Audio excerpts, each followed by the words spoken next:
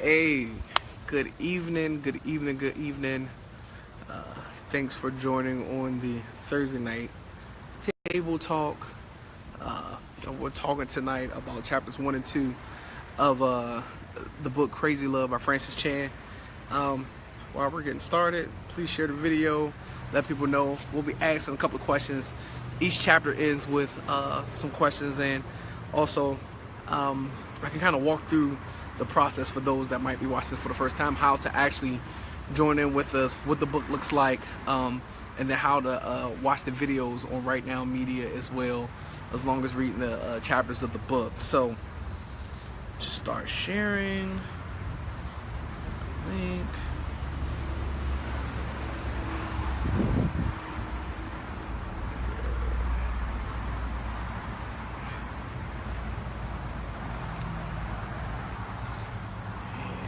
We can get started. Just give me a second so I can share this a couple of times, and then we will get cranking.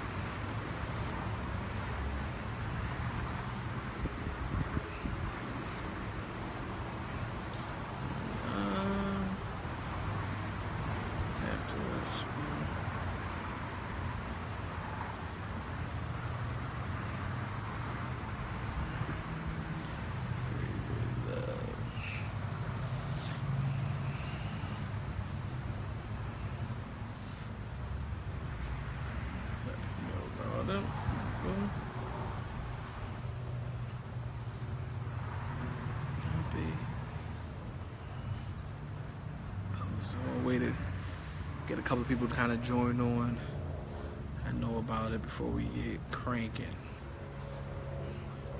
so we can have some good discussions around these questions. These questions are honestly life-changing. Do that.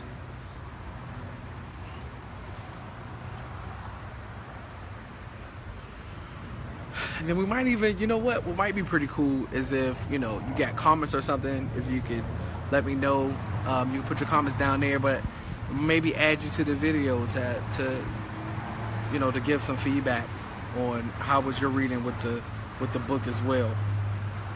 So that might be pretty cool. So let me know.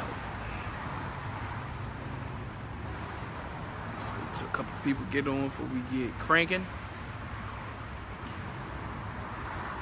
And listen to the sweet sounds of traffic in the background at the same time.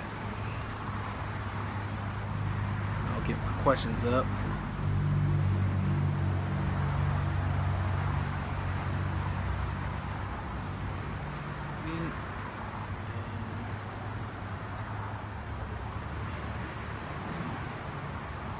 All right.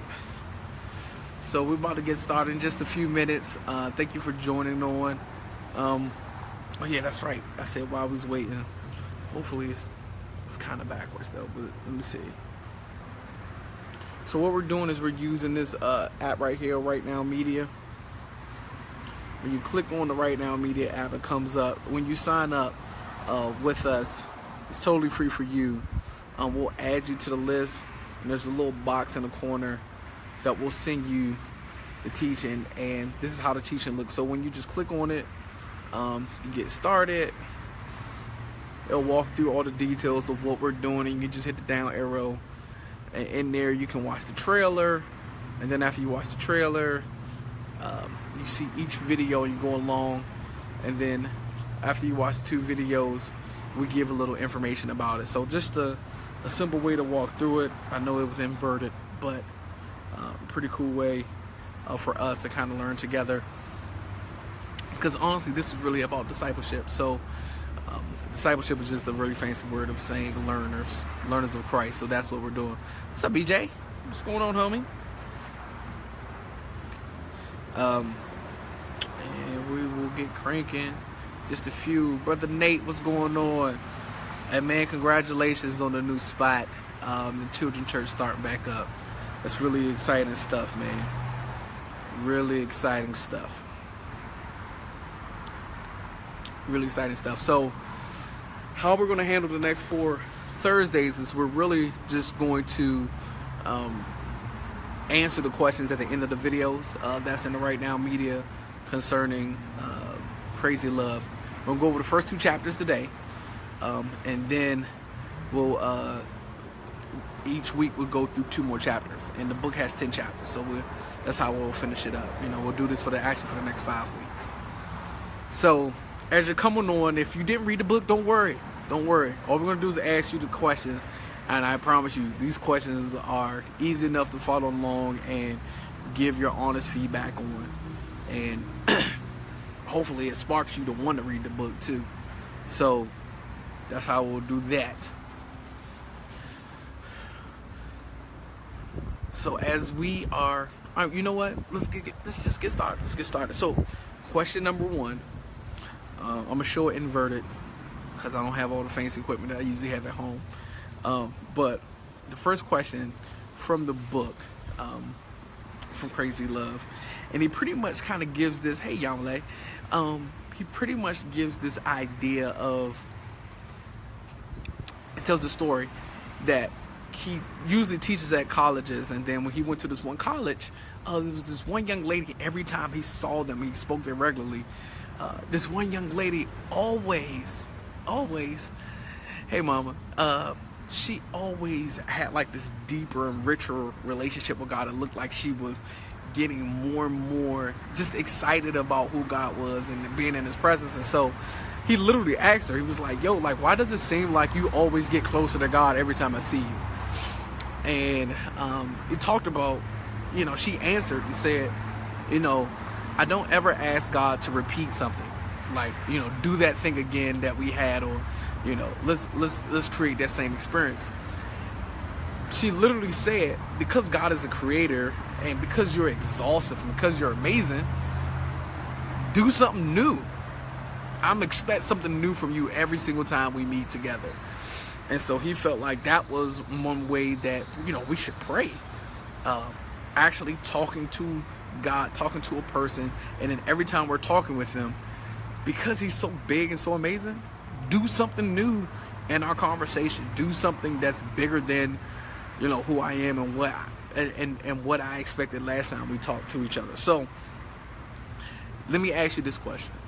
The first question at the end of chapter 1, it says this: what do you think will come out of your mouth the moment you saw God?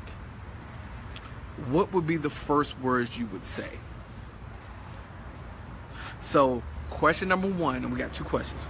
First question is, what do you think would come out of your mouth the moment you saw God?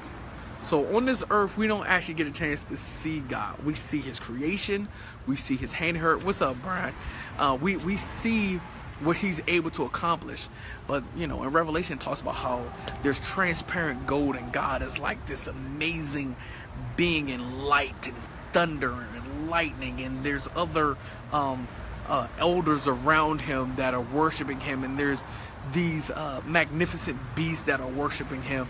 And that moment when you get into heaven and you actually see God for the first time, like in all his glory, you know, we've never seen colors like we'll see in heaven. We'll never experience the brilliance like we will see in heaven. That moment that you see him, what would you say?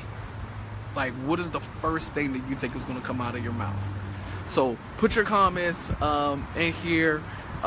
If you want me to slide you on and start a video and kind of have a dialogue about it, we can.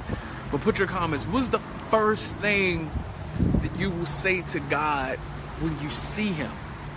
You'll actually see him, actually be in his presence. What is the first thing? You know, for me, I think I will be so overwhelmed. Yes.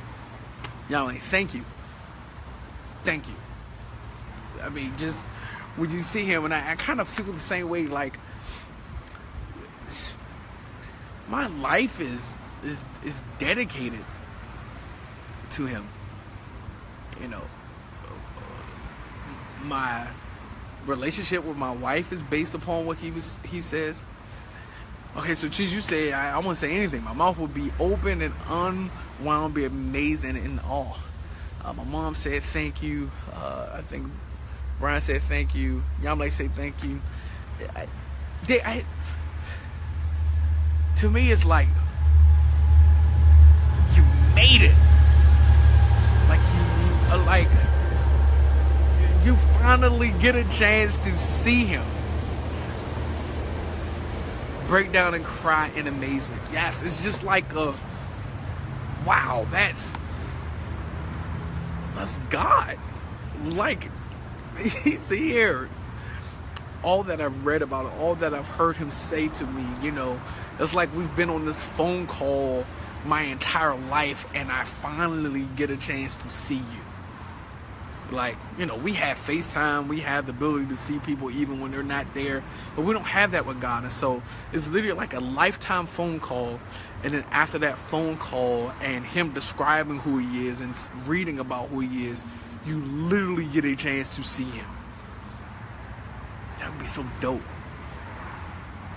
Like, and you know, words can never capture the brilliance of God. You know, as much as the Bible tries to describe it, you know, and John had a chance to get a vision of that. He just used the best words that he could to describe what he saw. You know, it's almost like someone that's an eyewitness of something is trying to describe it to you, but then you get a chance to see it for yourself. Oh my gosh, like this... you're right, there's just this amazement that you see with God. And so knowing that we're going to see him, knowing that taking that thought of your amazement, the saying thank you, the just being in total awe and crying in amazement, now that you know you're going to see that, the second question is this: how is your relationship with God and your prayer life different now that you think about that? And if it wasn't different enough, you know, if you feel like your prayer life is not different enough, how would you like to see it change? So literally, now thinking about who God is and how amazing he is,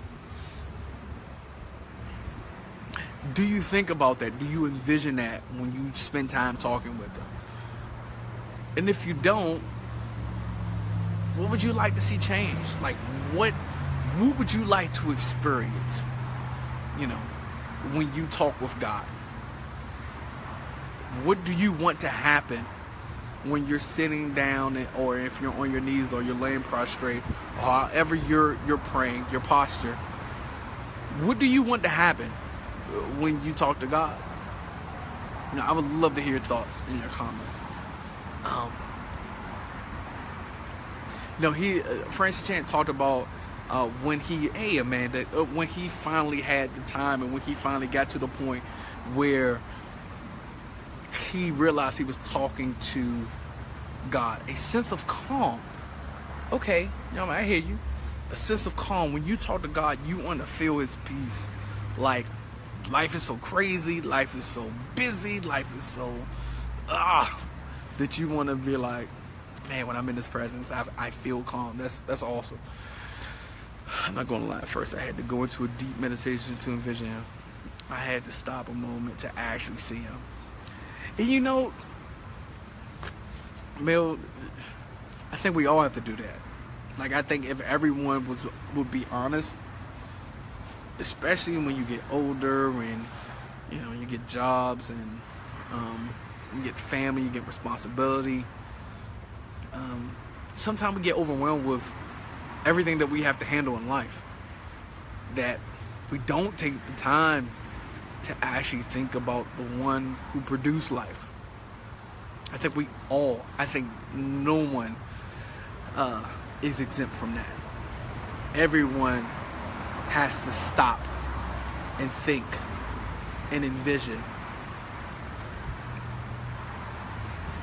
Yes, envision the most beautiful thing that you've ever seen. Yeah, I love that.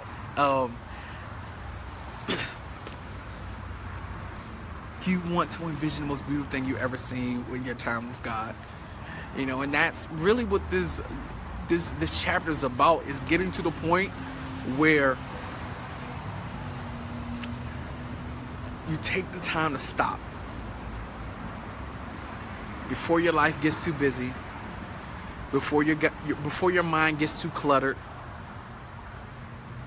before you pick up any cares or worries. You stop and think about how powerful and amazing God is. And you have that point of view when you talk to him. And you're talking to God. You're not just repeating a mundane prayer.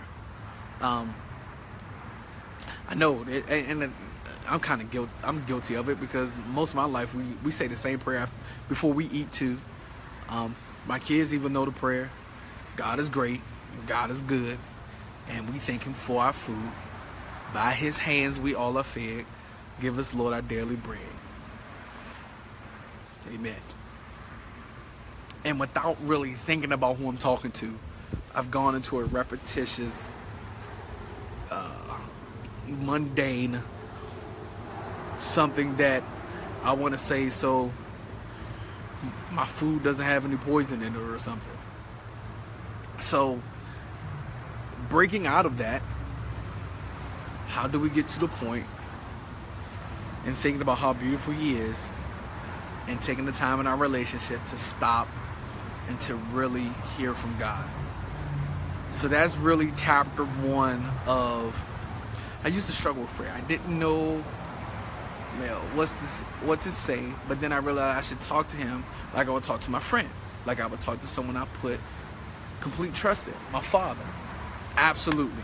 That's exactly how we're supposed to talk to the Father, like he's our father, like he's our friend, and have a conversation with him. He wants that. He wants that. He wants to know how your day went. He wants to know what you think about the most. He wants to know what you're scared of. He wants to know. And he wants to help. He wants to talk back to you.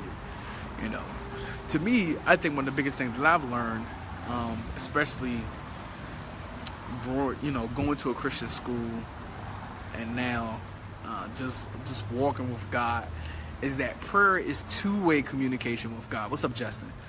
And so a lot of time in prayer, I would just say what I needed to say and then try to hang up the phone, you know, and never taking the time to stop and say, hey, God, what do you think about this?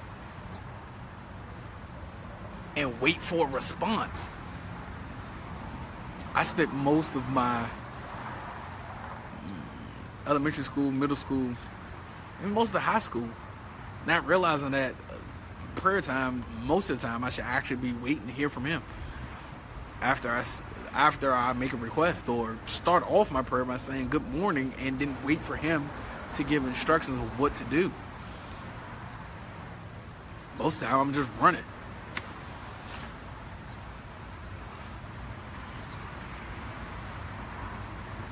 Yes. I mean, let's think about our relationships. Like, you're so right, man. Like, you know, you do a regular prayer and you realize you're not satisfied. You know, he wants realness. Can you imagine if somebody called you on the phone, picked up the phone, said, hey, can you come meet me somewhere? I need your help to do some stuff. And thank you so much. Have a great day. Meet me at this time. All right. And bye. Hung up. Did not talk to you. Did not have a comment. Like, just no... There's no reciprocal love. Like, there's just... What can they get out of the relationship? You know? And most of the time, we're selfish in our prayer. We're like, what can we get from God out of this conversation? Like, that's what we want. It's, you know... We just get selfish. We just really get selfish. And so... Chapter 1 is really about helping us to have a more realistic, deep relationship with God that begins with communication with Him, and hearing from Him in His Word, and talking with Him in prayer. So then We're covering 2 chapters tonight. We'll cover 2 chapters every Thursday night over the next 5 nights, and we're looking at the book Crazy Love by Francis Chan, and we're also following along and watching the videos in Right Now Media. It's a free service that the church, Love True Church, gives to you. All we need is your email address, and we can send it to you. And not only can you watch the Crazy Love, you can watch over 10,000 Bible study videos and conferences and things of that nature, and it's totally free to you.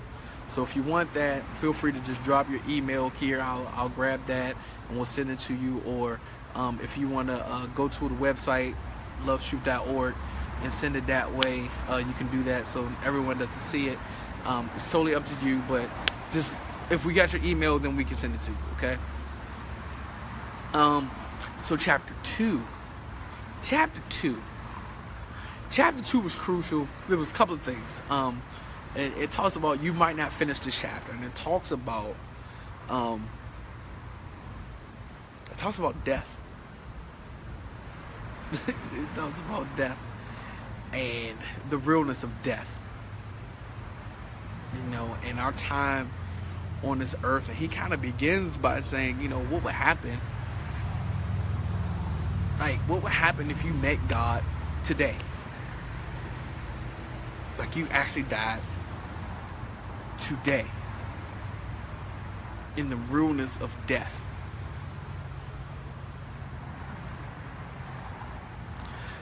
I read this chapter actually on a plane, and we were preparing for landing, and usually landing, the plane begins to shake a lot more and things of that nature, and we were kind of going through. Yeah, most people try to avoid the conversation about death. Most of the time, we're not prepared for it. We're not prepared for those that dependent on us in dying. You know, we usually don't have the proper type of life insurance and the proper type of savings, and sometimes we feel like we haven't said all the things we wanted to say. And yeah, death can be a hard conversation.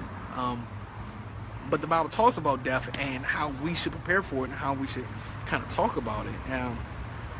And even the verse that Francis Chan quotes in Ecclesiastes, when he talks about it's better to be in a house of mourning than a house of rejoicing, because when we understand the gravity of death and the gravity of time that we have before death,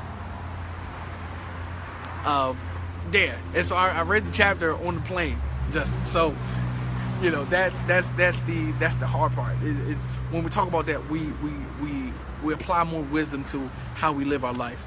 So I was reading it on the plane, and where I was landing at, it's between mountains, and it usually has a lot of wind that happens. So the plane kind of dips and turns and things of that nature and all that types of stuff. And it was really interesting to me because I'm typically not afraid of planes and the takeoff and the landing. I know it shakes at times. I mean, there's been plenty of times I've been on a plane and kind of dropped. It is shaking violently and things of that nature. But thinking about death, and I'm looking at the clouds, and I'm looking at who God is. I'm like looking at some of His handiwork. It was like a wow.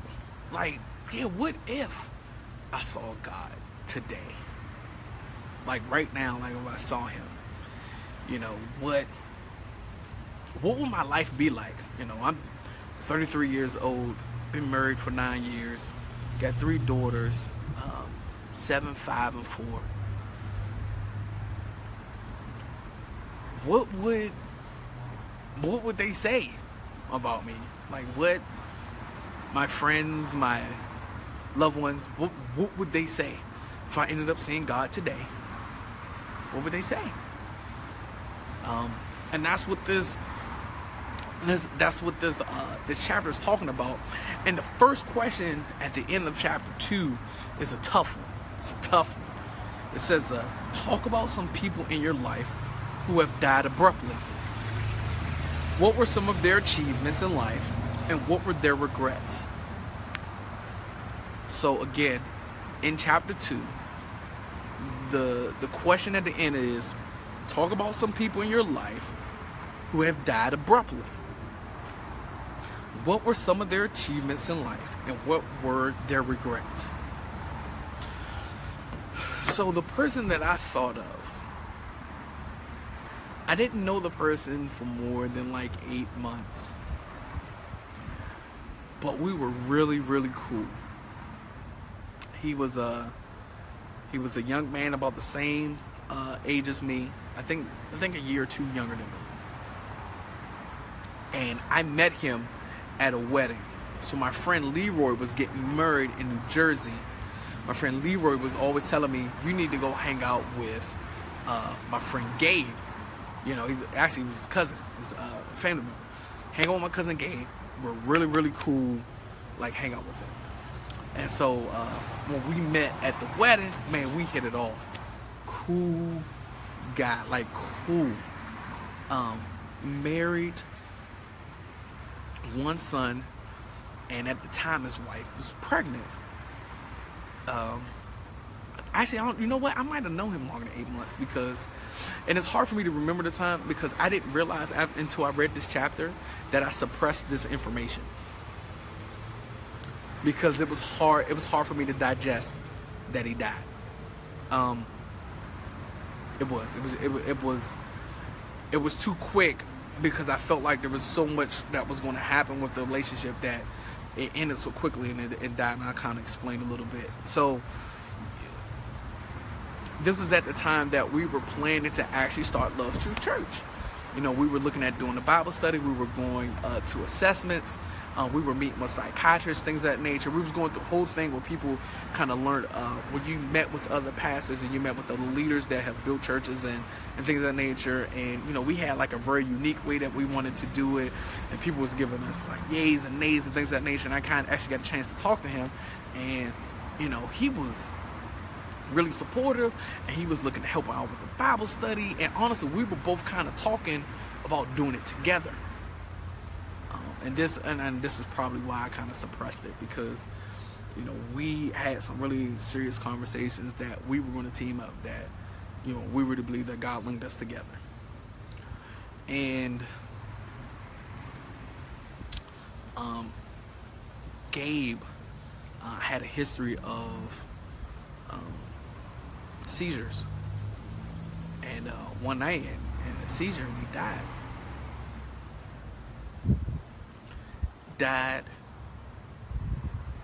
before his 30s. Wife is 8 months pregnant. Son. That was tough.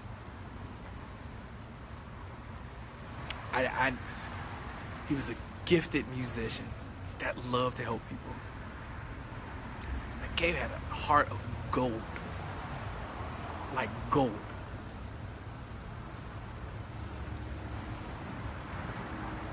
Yeah.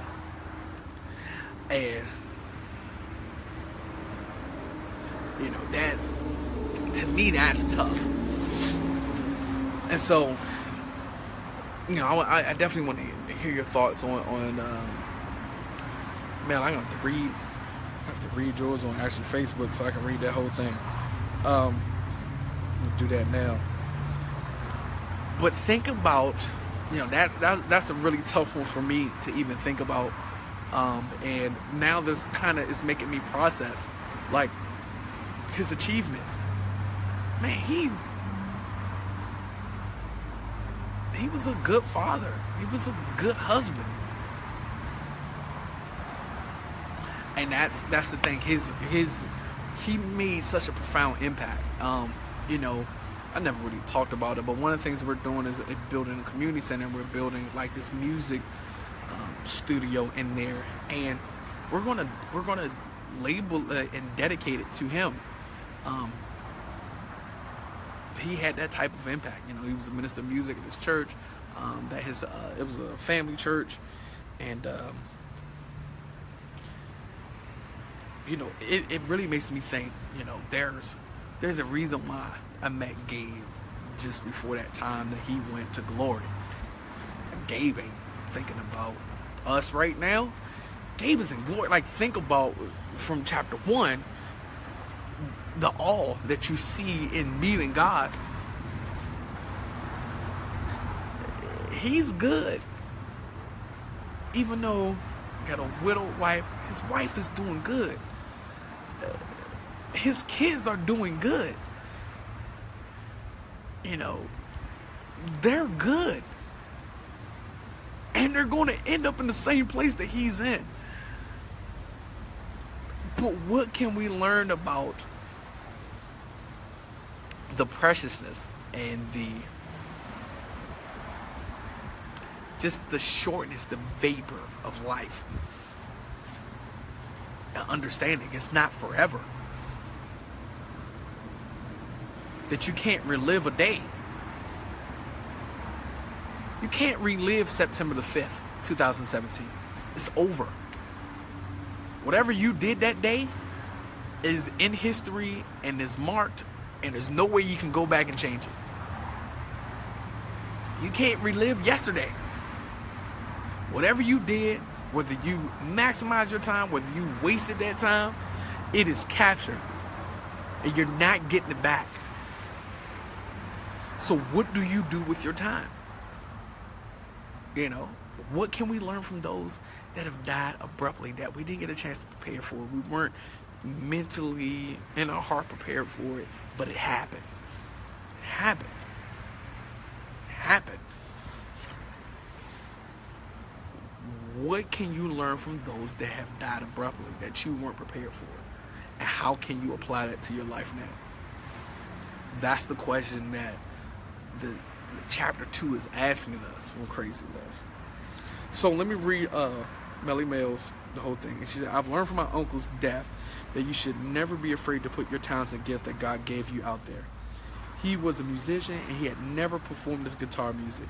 He would play in the house in a room but would never play outside that room. He was afraid he wasn't good enough. But I really wish he would have shared his talent. That inspired me to make sure that I share all my talents with this world. God gives you talents and gifts to share. Absolutely, Mel. Absolutely. That is how many of us have talents that we're hiding because we're afraid how someone will react to it. And yet the all-powerful God gave you that talent for a reason. He gave it to you. Like, he don't make mistakes.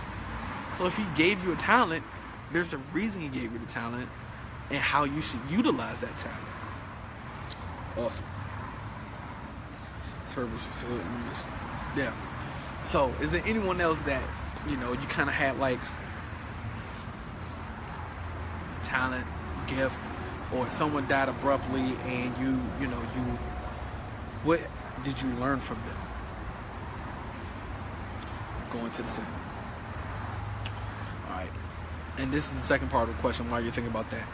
If today was the day you died, what would you regret and why? What can you change about your life to today to avoid those regrets? So here's the deal. If you died today, what would you regret and why? What would be the thing or things that you felt like you always wanted to do and you didn't do? If today you met God, today you died. And with that, what can you change about your life today to avoid those regrets? Like, take some time to think about that. If you died today, what would you regret and why? And then what can you change today so you don't have that regret? Is there someone that you should reconcile with? You should call them and say, you know what? That argument, what happened, that's Patty. I just want you to know I love you. And I'll always love you. And I want to work on our relationship. That might be one thing. Or if you always wanted to go back to school, like, Google the school. Find out what it takes to turn in the paperwork. Do it. Don't live with regrets.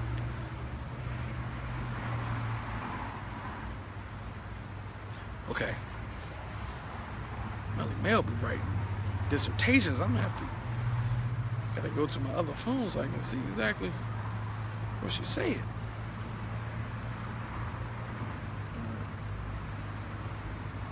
Alright, man, I'm trying to read the rest of what you put.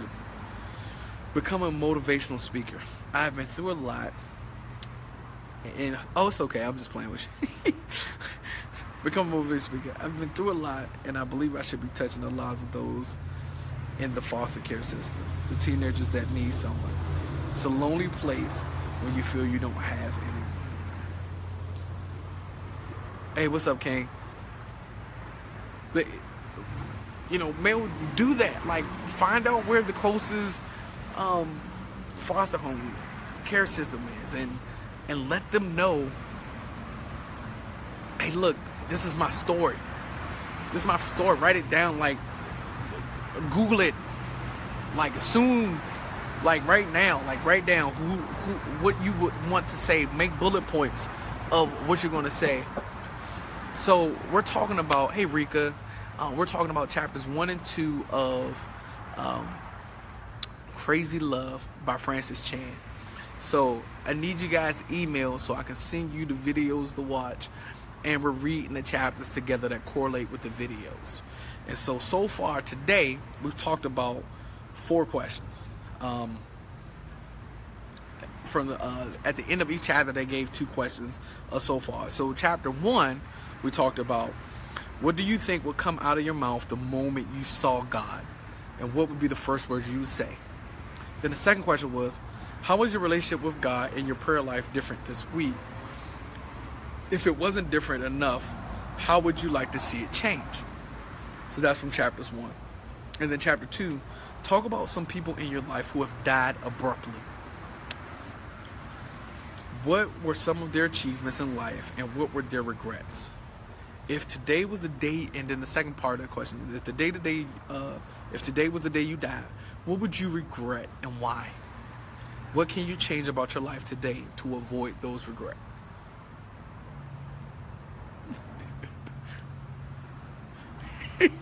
King, stop it. I got contacted by HR today for a group home in San Diego. They want to interview me when I get there. Wow. That's good, Mel. So, look, even if you haven't read the chapters, you can answer these questions. And then the chapter is just going to reinforce that piece. But really, we're at that question, honestly. If today was the day that you died, what would you regret and why? And then, based upon that regret, what can you change today that will help you avoid those regrets? Who do you need to call to mend a relationship? Who do you need to apologize to? What leap of faith you need to take? Maybe someone needs to quit a job to get a different kind of career that God has been telling them to go into. Like, some people regret, I played it safe. Like, I never took any risk. I did everything the safe way, but I didn't do exactly what God told me to do. I didn't do that thing that He said, this is what I want you to do. I never tried to start that business.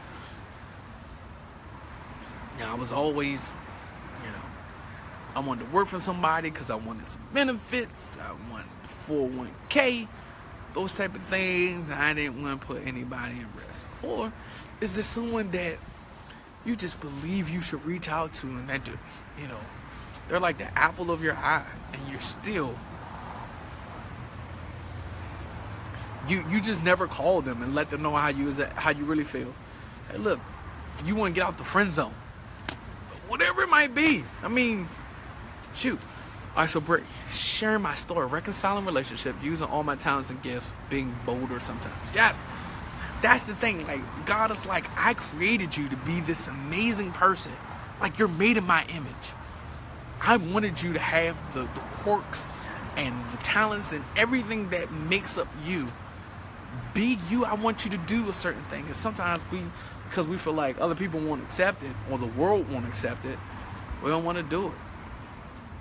We don't want to do it. But realize this: life is short. You know, I was telling a story about friends that suddenly died, and you know, we just celebrated a 15-year reunion from a high school. We got together, and one of our friends suddenly died.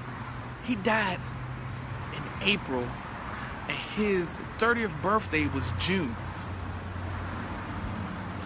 Died in a car accident on 295 going up to Baltimore. Found out he worked for he was one of them engineer what's that joint called? Man, I'm seeing it in my mind. I can't think of the company, but he pretty much engineered like planes and weapon systems and things of that nature. And one of the girls that was on the highway at that time, like, stopped and helped him, came to the funeral and said that, yes, Northrop Grumman, and came to the funeral and said the reason why he crashed was because somebody was rushing to get to work and was speeding and cut him off, was rushing to get to wherever they were going, cut him off. He overcompensated with the turn and flipped and hit a tree on the side of the road. And then the daggone airbags didn't deploy in his car.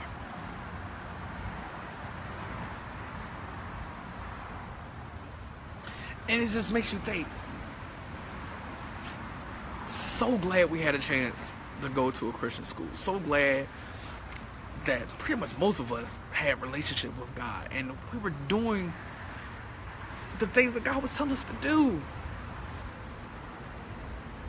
Was a husband, beautiful wife. They weren't married that long. He didn't know he was going to see God that day when he got in the car. He didn't know it. And he met God that day.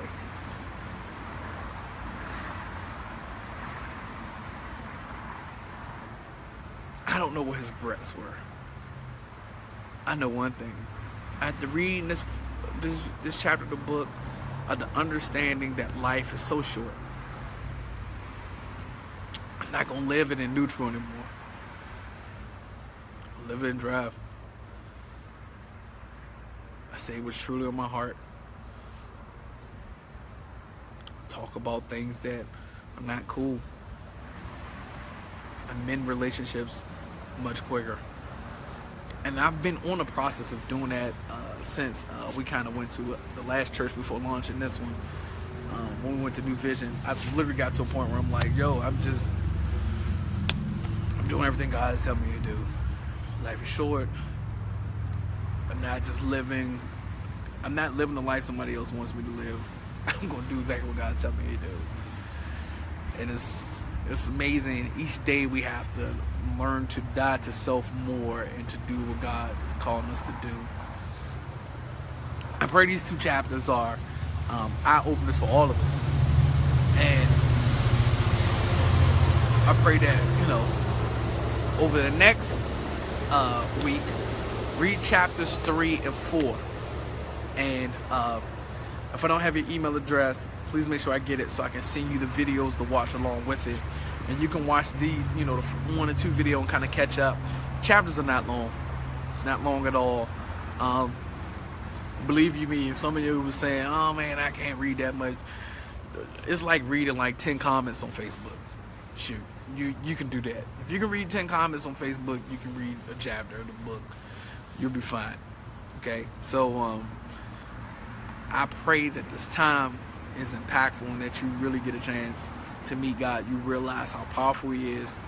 You realize that He wants to talk to you, that you talk to Him as a real person, and don't get caught into a repetitious type of thing when you're talking with God. And I pray that you understand the gravity of life and how precious it is, and how to not waste your life,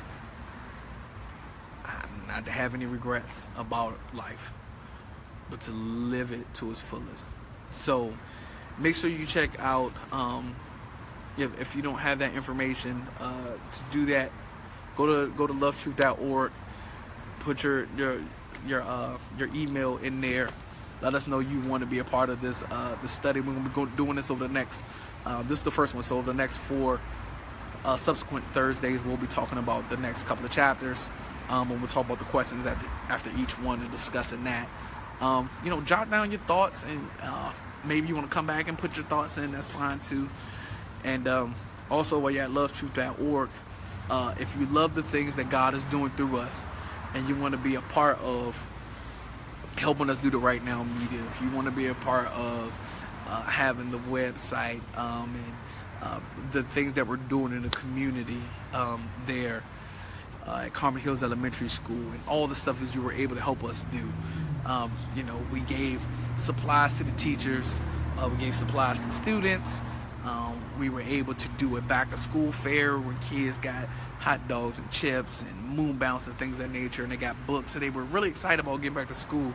So we're was praying with Principal Clark, and she's saying this is, we're believing God that this is going to be the best school year yet for them.